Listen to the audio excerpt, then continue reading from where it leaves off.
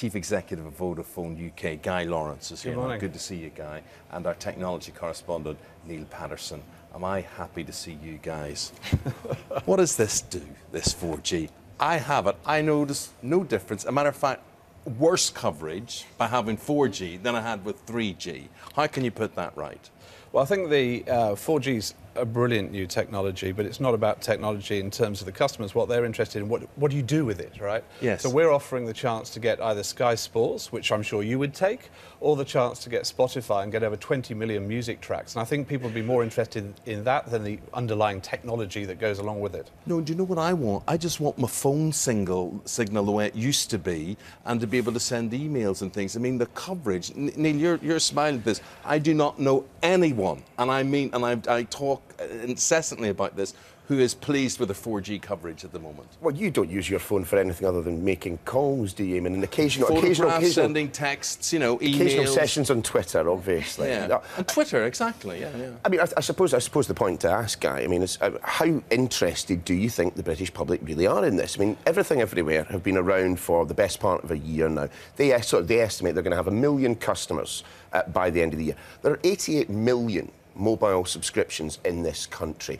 You guys won't even be able to use 4G outside of the M25. I mean, is there a customer base there? No, absolutely. I think you've got to focus on the fact this is all about entertainment, and people love entertainment. I mean, you know, this of all the stations in the country would understand what entertainment's about. So the opportunity to watch football, if you want to watch Man United while you're waiting for something, you're stood at a bus stop, you're actually at the dentist in the waiting room, you can watch a game live now on 4G, and people will flock to that. So I think adoption will be far faster than 3G, which was 10 years ago, because people didn't really understand how to use it, and it's no good trying to sell technology to people. You've got to sell them something they want, and they want entertainment. And they want it delivered at a high quality, yes, of course, as well. Yeah. So are you saying, Guy, that when this thing, is it called buffering, when you have to wait it's for the things little wheel that goes round, which you don't want to see. I don't want to see that wheel. I'm fed up looking at that wheel. Right, so you're saying 4G will put PED to that? Yes, absolutely. I think the other thing is that we've taken over some of the old TV airwaves, which are called 800 spectrum, and we're actually using that for 4G, and that's able to penetrate inside buildings far more effectively than 3G was able to, because it was using a different spectrum, and that's a big difference between 3 and 4G. So you're seeing a new type of airwave to carry the signal. If I've picked this up correctly, if you live in a rural area, really it's not for you, because you're not going to have the service. Absolutely not. No? So interestingly, by the end of 2015, we'll have 98% coverage. And to give you an idea, only 98.4% of dwellings have running water. So 98% is very high indeed. Yeah, but you all say that about 3G, and people who have the existing services don't even have coverage in various parts of the country. Absolutely, I agree. I think one of the big problems is that the planning regulations that existed, and I'm sure this is pretty boring for most people, but the planning regulations that existed for the government have actually just been changed. And that enables us to build in places where we weren't able to build before. Also, new technology has been invented. For instance, we've just put it into some of the furthest flung parts of Scotland that have had mobile coverage for the first time.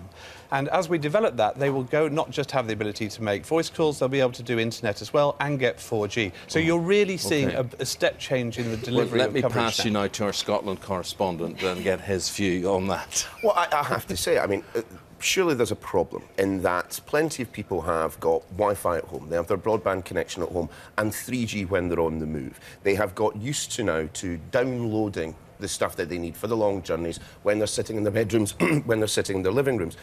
The idea that you're going to be downloading huge amounts of data over 4G is entirely dependent on the contracts that are being offered. And as yet, it doesn't look like anyone's offering one which allows you unlimited downloads, which you can get with 3G. No, I think it's about offering the amount of internet you need to do whatever you want. So if you want to be entertained, I don't know whether you're more Rihanna or you're more Neil Diamond. Well, I'd like to say neither, frankly. but to give you an example, you could listen to 3,400 tracks of either of those, or whatever your poison is when it comes to music, well within your internet allowance. So the point is there's plenty of allowance for people to use what they want to use 4G for. So who are the customers you're going to be targeting on this? I mean, is it existing Vodafone customers looking for the upgrade, or are you going after Everything Everywhere EE? Well, to be honest, we'll take whoever wants to get great entertainment on their mobile phone. But to give you an idea, we launched these price plans just 2 weeks ago. We only turned the service on this morning. Over 20,000 people have already signed up to those services. So if you want to talk about demand, that's real demand. Yeah. Well, Guy, it's really fascinating talking to you. Guy is the CEO of Vodafone UK. It shows you how old-fashioned I am. I just thought my phone was for phone calls, you see. So, See, I told you. I know. And incidentally, on the question of Neil Diamond, do you know who he wrote, who he dedicated Sweet Caroline to? Do you know who the inspiration? You? It was Caroline Kennedy. It was John F. Kennedy's daughter, Caroline. You know the song. Yeah, I learned something new.